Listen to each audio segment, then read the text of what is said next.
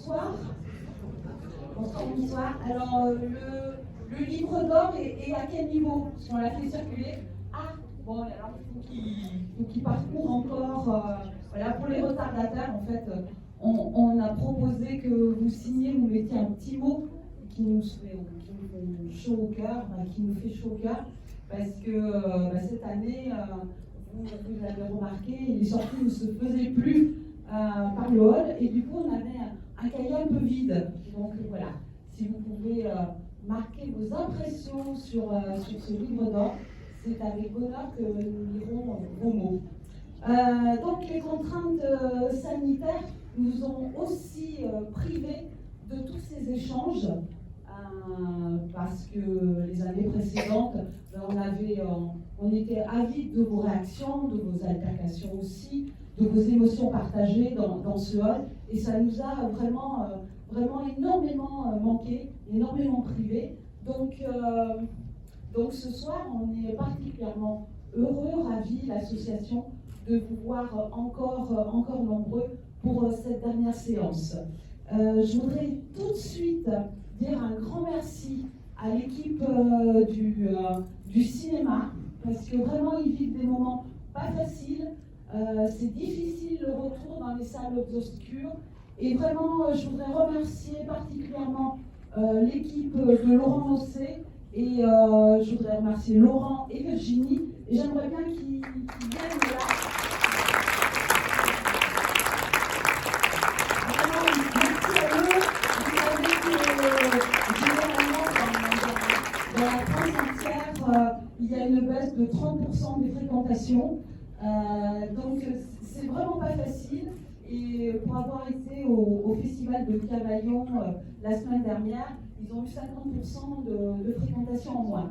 Donc il faut vraiment soutenir ces salles privées, parce qu'ils nous font du bien, et sans eux on ne vivrait pas tous ces beaux moments. Donc merci à eux de nous accueillir et de nous soutenir.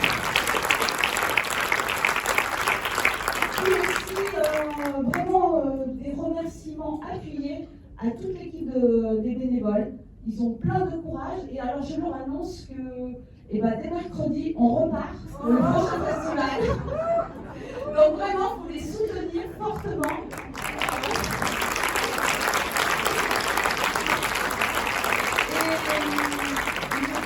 Ils sont généreux, ils sont pleins d'envie, ils ont foi en ce cinéma d'auteur. Et je voudrais qu'ils reviennent encore ce soir auprès de moi. Oui, venez tous là, parce qu'on va repartir avec bonheur. Donc, vous avez rendez-vous. Je vais dire que Mathista. Donc, tous leurs prénoms. Alors, Patricia, Isabelle, c'est pas la plus dire un peu plus fort.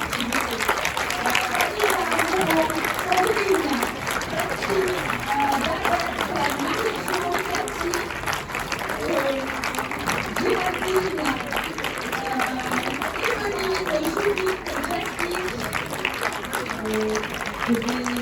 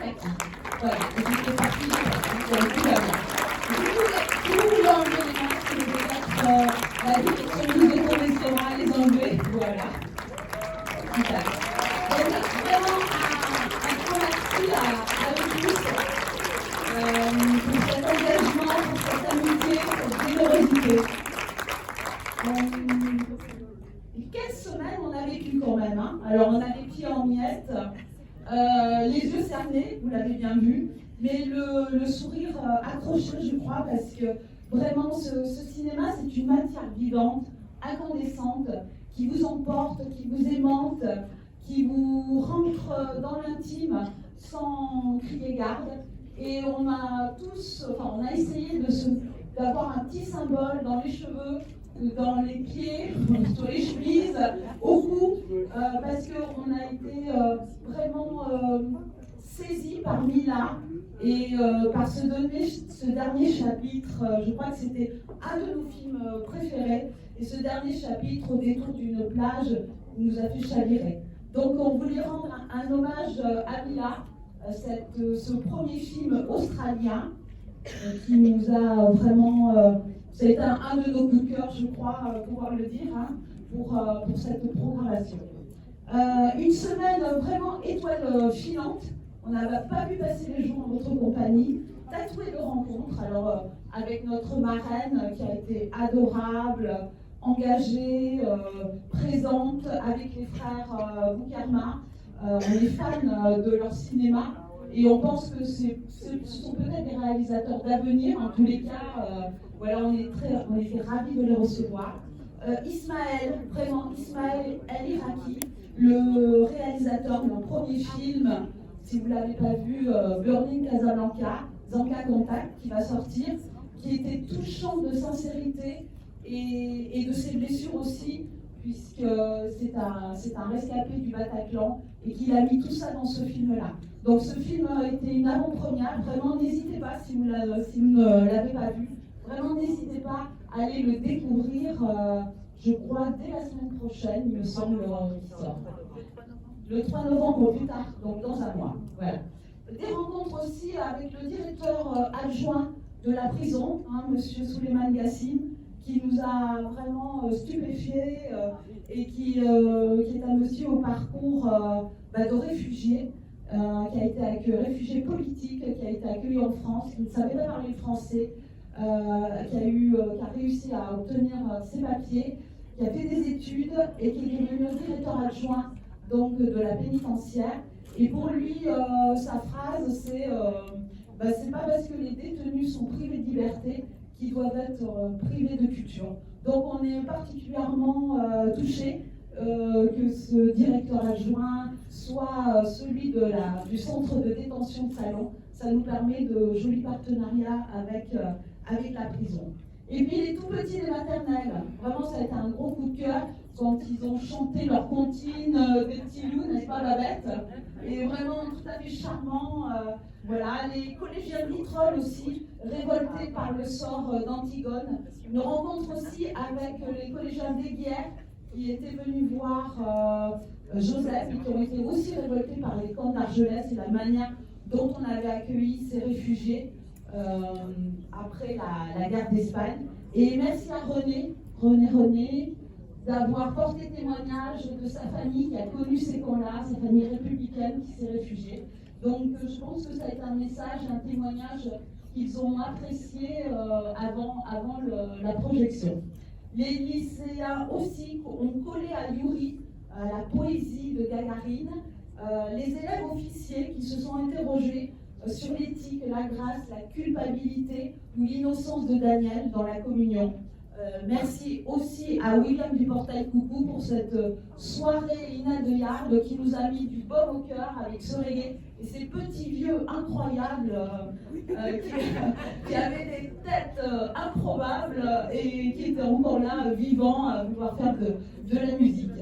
Et puis aussi tous ces héroïnes et ces aventuriers du quotidien qui nous ont emportés, qui nous ont bousculés, qui nous ont aimantés, qui nous ont aussi agacés avec des destins parfois noirs, des chemins douloureux de liberté. Et on ne peut pas oublier, je crois, Lise et Katera, Mikwan et Benny, elles sont inoubliables. Des révoltes aussi face à l'arbitraire en Iran comme en Palestine. Des rires, quand même, il y a eu des rires de Joël et de la belle Nassima. Et je voudrais vraiment remercier tout le travail de la GES qui ont emmené beaucoup d'enfants et de femmes pour découvrir la culture, n'est-ce pas, Mernouche qui les a accompagnés. Des rencontres aussi, bien évidemment, avec l'Iran et avec Mernouche. Vous avez pu apprécier tout son travail. Donc on remercie encore Mernouche de nous avoir présenté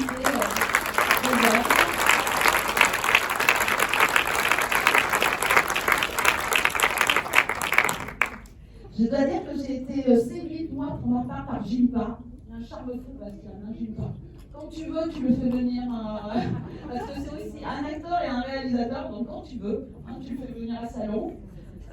Et puis, je crois que cette semaine a été estampillée, parsemée d'amour, vraiment d'amour puissant, d'une mère, Anna, dans Stitch, d'un fils, Segundo, dans Mon Père, d'une sœur, Eurydice, d'un homme, Pâques, pour son amoureux, et d'une femme aussi, Nina, pour sa tendre Madeleine, de Julie pour Yuval. Et je crois que cet amour puissant, et puis, ah oui, j'oublie, l'amour romantique que j'ai adoré, l'ode à l'enchantement, en dépit de tout, un amour vraiment irraisonné, du splendide Issa pour Siam. Et je crois que tout cet amour, eh ben, c'est aussi votre amour pour le cinéma que vous nous avez renvoyé et que nous accueillons avec bonheur. Merci à vous d'avoir été présents et aussi chaleureux.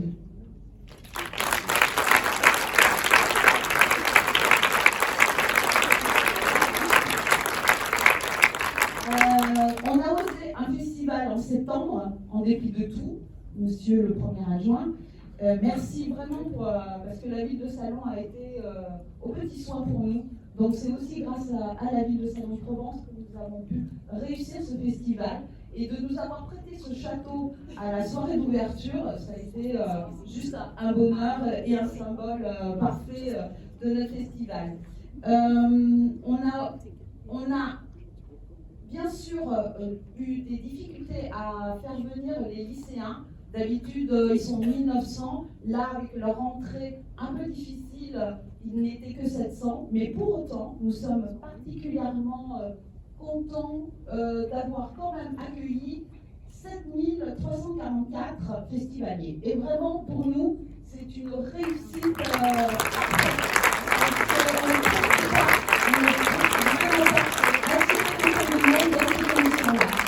Merci encore pour nous avoir fait confiance. Monsieur le premier adjoint.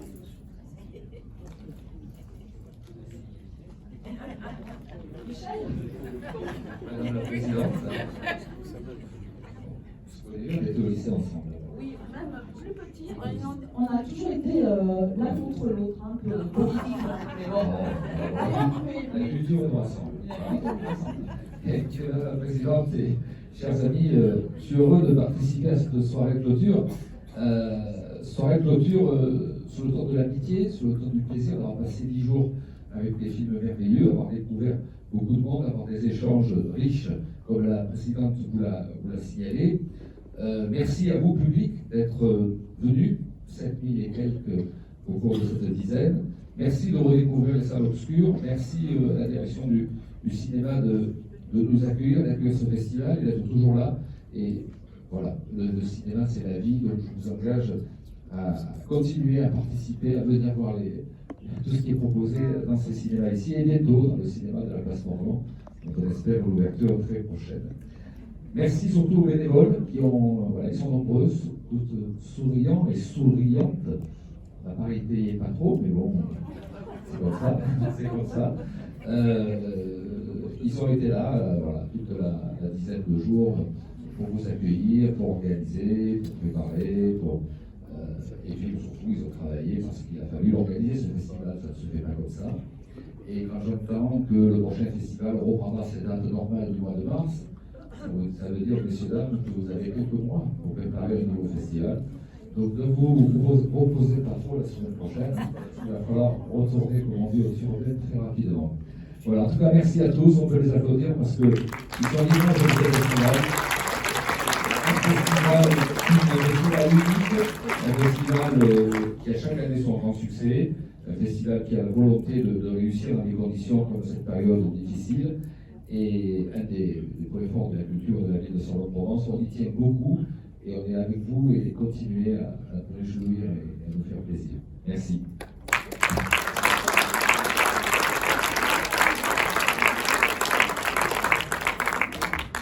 Il m'a mélangé toutes mes feuilles. Alors, on voulait vous donner un prochain rendez-vous avant notre festival. Il y a un festival réalisé vraiment très, très sympathique, avec plein d'avant-premières réalisées par nos amis de Ciné 13.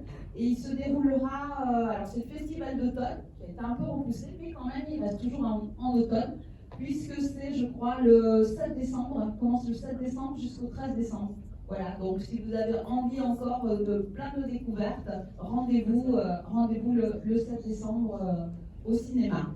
Avant de vous dévoiler les prix, on voulait vous faire part d'une décision, c'est-à-dire que cette année, on ne va pas projeter le prix du jury, on va projeter le prix du public dans la salle d'à côté, la salle 3, 2, la salle 2.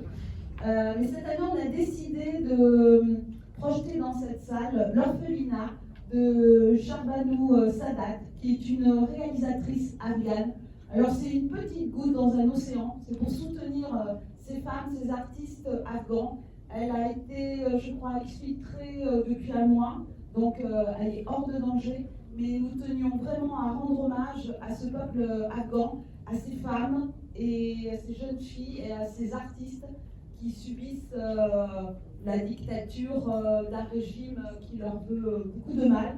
Et bon voilà, ce soir on vous propose de regarder l'orphelinat et je souhaiterais que Bastian Miresson, notre conférencier, vous dévoile, vous parle de cette réalisatrice et avant la diffusion du film, il présentera un peu l'orphelinat pour ceux qui restent. Bastian qui part demain à Busan.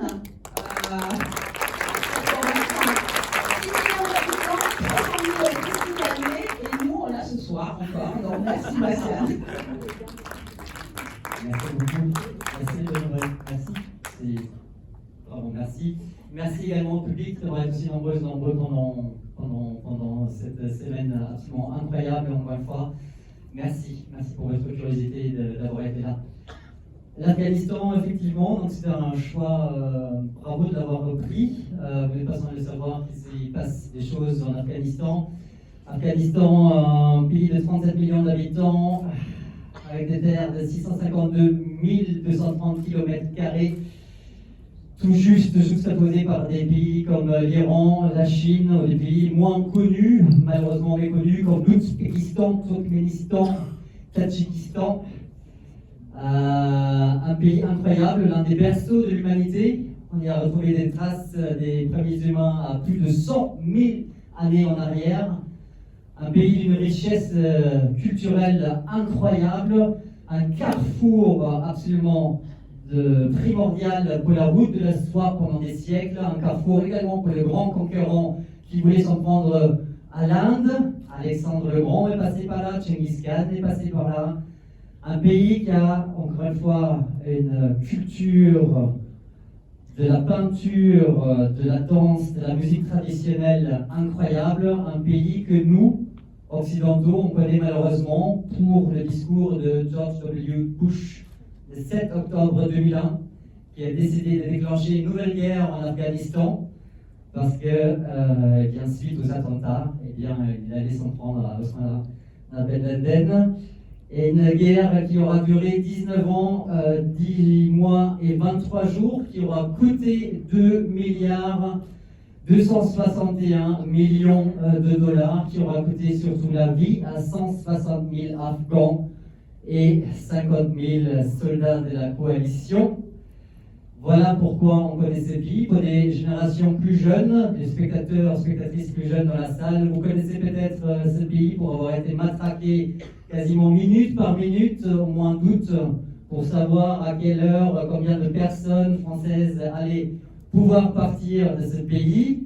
Et depuis, silence radio. Alors voilà, enfin non, il y a un Belmondo par ici, un Bernard Tapie par là, et puis beaucoup de créations, de créatures frankensteiniennes comme Eric Zemmour, voilà. Et l'Afghanistan, on n'en parle plus. Bon, il s'y passe des choses, on ne va pas faire une tribune politico-politique ce soir, absolument pas. Mais il s'y passe encore énormément de choses, essayez de vous y intéresser. Personnellement, je ne comprends pas le silence. mondiale, cette indifférence, alors qu'il y a des témoignages tout le jour, desquels je suis témoin par rapport à des personnes qui sont encore sur place, où leurs familles ont été massacrées à la campagne, évidemment loin des yeux mondiaux par rapport à la seule capitale, mais oui, voilà ce qui arrive. Je ne comprends pas l'inertie de l'attention mondiale par rapport aux fausses promesses déjà absolument non tenues par le nouveau régime en place. Voilà, ils nous avaient promis un exécutif inclusif et il n'y a pas de femmes, il n'y a plus de mixité dans les universités, le sport est interdit aux femmes, etc. Nom de Dieu, pardon, nom d'un chien.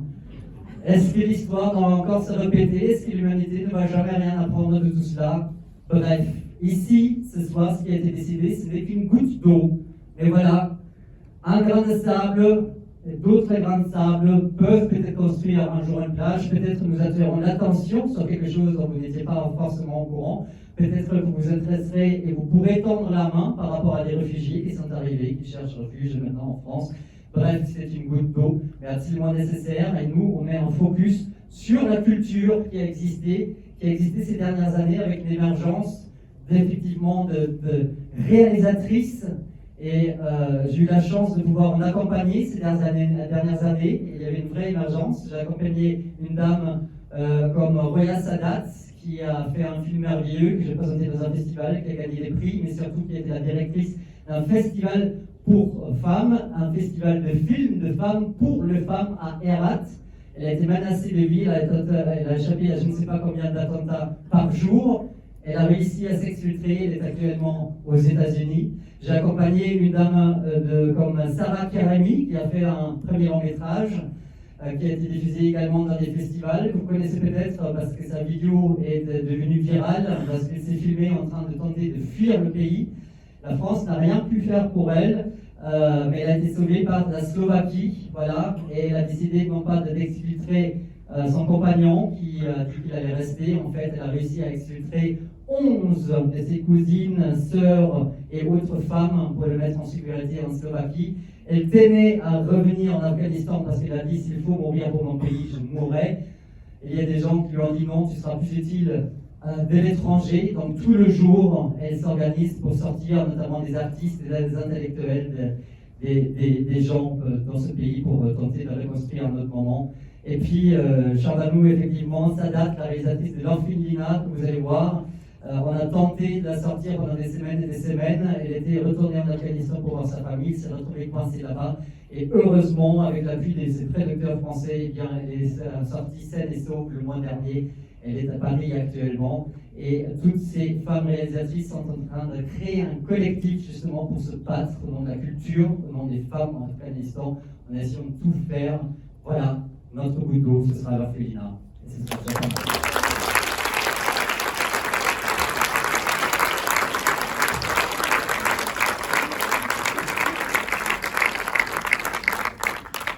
Merci Bastiane.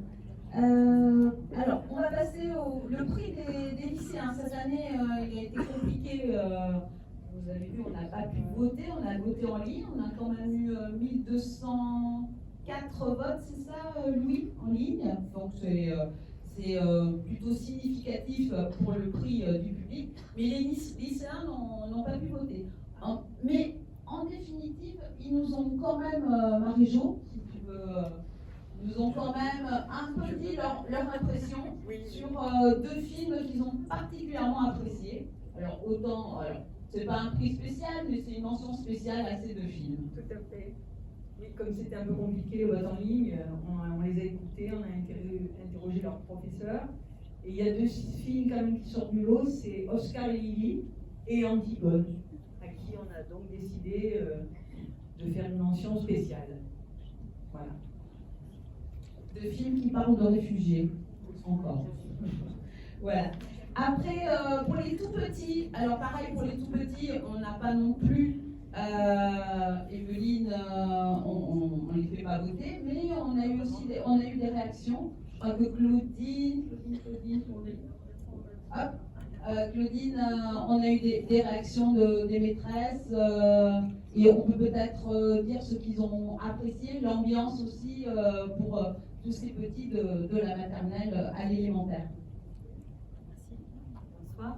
Donc déjà, on peut noter qu'il y a eu quand même 1800 scolaires, donc du primaire, de la maternelle à la fin de l'élémentaire, qui ont participé à ces rencontres cette année, ce qui est vraiment un beau nombre à annoncer, plus 200 personnes qui les accompagnaient.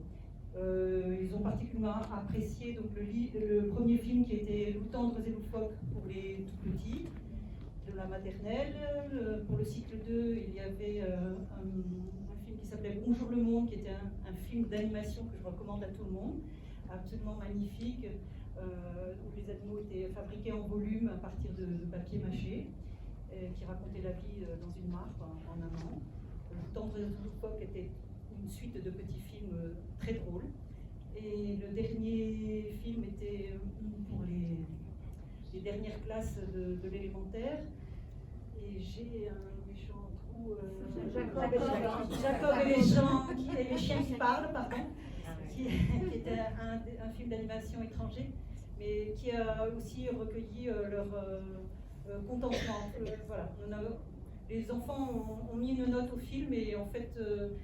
Ça tournait autour de 9, même 10, et quelques-uns ont mis 7, voilà, mais 7,5. Mais dans l'ensemble, ils étaient tous satisfaits. Voilà. Ensuite, vous l'avez pu le remarquer, on a favorisé, mis à l'honneur un genre, le documentaire. Et on voulait donner un prix spécial à un documentaire qui parlait de la renaissance du cinéma, justement, dans un pays, le Soudan. Et pour cela, j'ai demandé à Jackie de nous en parler, hein, talking about Street.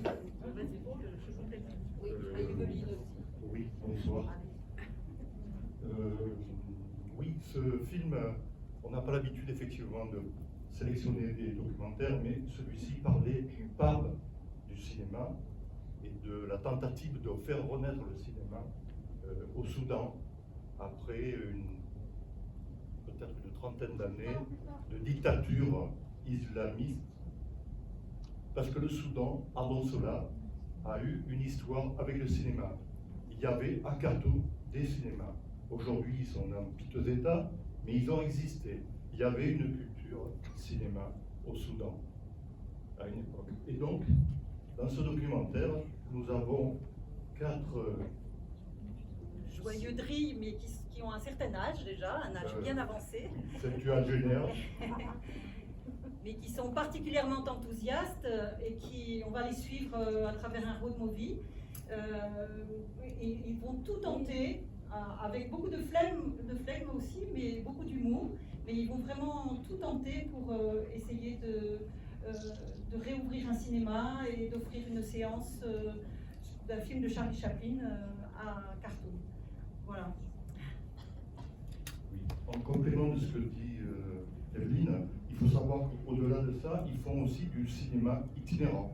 Donc ils ont des véhicules, ils partent dans les campagnes, oui, parce qu'il y a beaucoup de gens dans les campagnes, dans les villages, et ils font du cinéma le soir.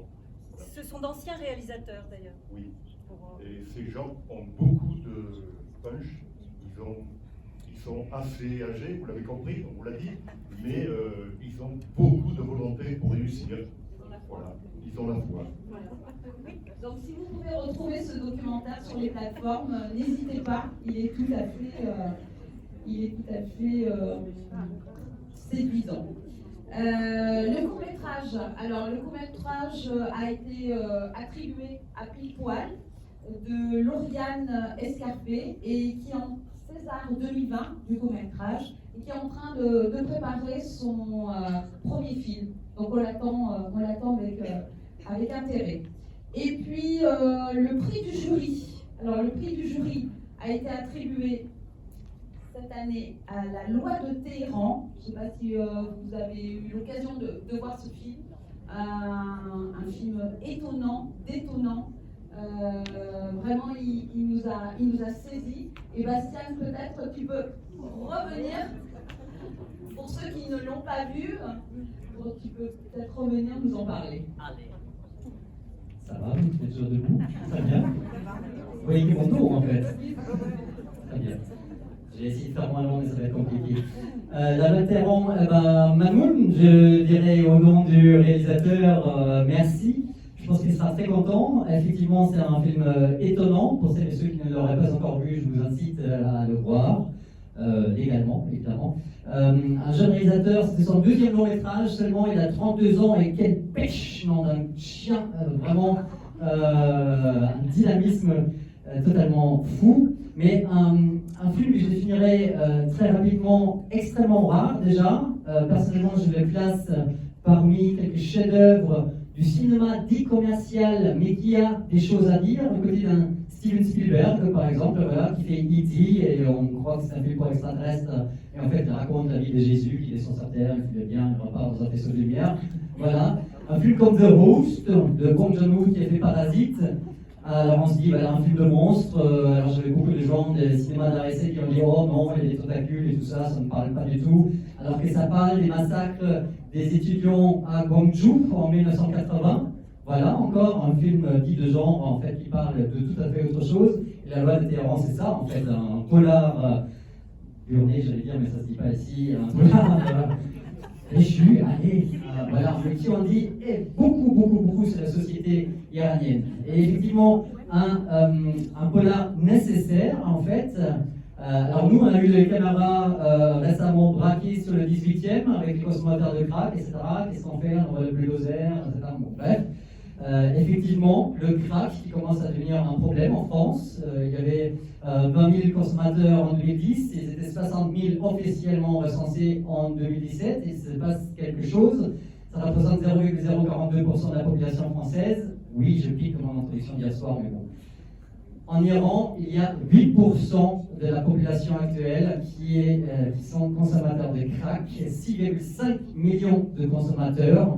Un vrai phénomène, un vrai fléau qui en dit aussi beaucoup sur le malheur et le mal-être sous le régime de quelques personnes actuellement. Et je ne vais pas m'emporter encore dans le régime actuel, je redescends sur terre.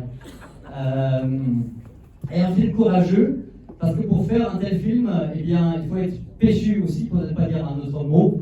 Le jeune réalisateur de 32 ans, il a dû se heurter frontalement à la censure, parce que vous n'êtes pas sans le savoir, pour pouvoir autoriser un tournage, il faut avoir l'autorisation du scénario. Or, le comité de censure a totalement rejeté le scénario à sa base, et ce jeune de 30 ans à l'époque, eh bien, il a lancé un bras de fer et s'est entouré des médias pour dénoncer la censure, pour essayer d'obtenir gain de cause. Il a obtenu, une fois le film terminé, il a dû se confronter au ministère de la Culture et de l'Orientation islamique, qui a dit que nenni, tu ne vas jamais sortir ce film. Il a obtenu gain de cause. Ensuite, il s'est heurté aux forces de la police, qui lui ont reproché la mauvaise représentation des forces de l'ordre iraniennes. Les policiers n'y disent jamais un gros mot, ils sont toujours gentils, il n'y a plus jamais de violence lors de leur arrestation. C'est pas tout à fait ce que représente la loi de Téhéran, évidemment. Et il a eu énormément de pression pour faire une sortie de par le monde, mais il a eu raison, parce que la loi de Téhéran a été le plus gros succès de l'histoire du cinéma iranien hors comédie. Quand même, les comédies, les Tuches 4, 5, 6, les subissent là-bas. Donc voilà, mais hors comédie, c'était le plus grand succès. Et puis il a obtenu une récompense ici à Salon. C'est pas battu pour rien. Il n'y a pas un petit trophée, un truc comme ça, j'ai jamais reçu une récompense. Mais un truc avec la photo et tout ça. Non.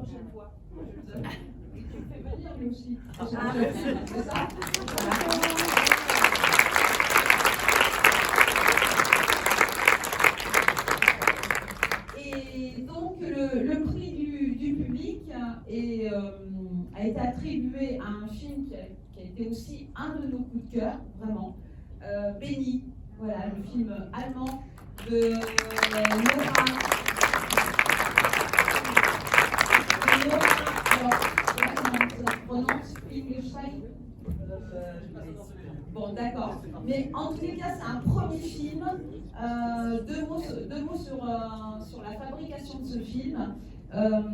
Il a donné lieu à 4 ans de recherche de la part de la réalisatrice dans tous les centres éducatifs, les foyers Elle s'est vraiment emparée de toutes ces histoires, du fonctionnement des institutions, pour être absolument précise dans ce film. Elle a également cherché intensément son actrice principale, qui est une toute jeune fille à l'époque de 10 ans, 11 ans, qui est formidable, qui porte vraiment le personnage, le film, qui est un film qui à mon sens finit sur un mouvement de liberté malgré tout.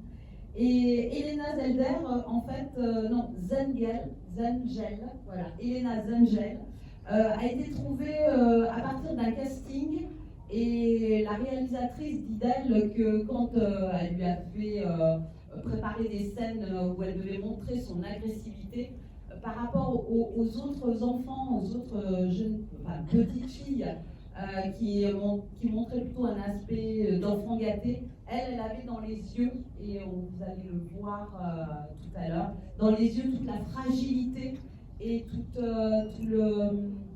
la difficulté de vivre, et elle a vraiment habité ce personnage de Béni. Et nous, ça a été vraiment à Aubenas en 2019, quand on l'a vu, ça a été vraiment un de nos coups de cœur. Voilà, donc ce soir, Béni dans la salle 2 et l'orphelinat dans cette salle. Et on vous donne, vous l'avez compris, rendez-vous après la projection dans le hall, comme d'habitude, pour un dernier verre. Je crois que vous en aurez besoin après ces deux films.